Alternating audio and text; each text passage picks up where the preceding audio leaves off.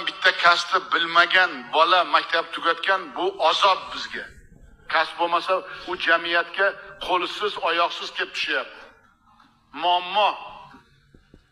Mana qanday biz oldimizda vazifalar turibdi. Muammo u. Agar til bilsa, hamma yerda ish topa oladi, harakat qilsa agar. Kasbi bo'lsa, hunarmand, traktorist, veterinar va hokazo hokazo. Nima uchun mana markaz deyapmiz? 10 yil o'qitgan maktab 10 yil o'qitadi. Repetitor 1 yilda tilga o'rgatyapti. Muallim oylik deyapman. Qani endi meni qo'limda bo'lsa, bugun qo'l qo'yardim. Hamma muallimga $1000 oylik berish. Kelamiz shu kunlarga. Surxondaryoda ham bormi 1000 olayotgan? Bor. Harakat qilsa bo'ladimi Surxondaryoda? Bor. Muallimlar ham zalda bormi? Bor. Olsa bo'ladimi? Bo'ladi. Buning uchun nima qilish kerak? O'zini qiynash kerak. Muallim ham qiynash kerak. Qayerda bo'lsa, shunaqa muallimlarni ko'rsam, rozi bo'laman, lekin bitta savol beraman. Mana maktab direktori aytadi, maktabimda 7 kishi $1000 olayapti deydi. Mana kecha Buxoroda. Men bitta savol berdim.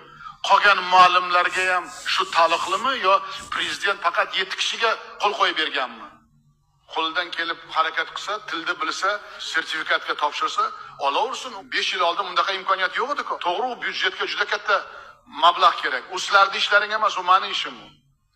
Lekin shunga munosib bo'lish uchun bolalarimni tarbiya qilishlaring uchun faqat bizga kim najot? Muallim, pedagog, professor, ziyoli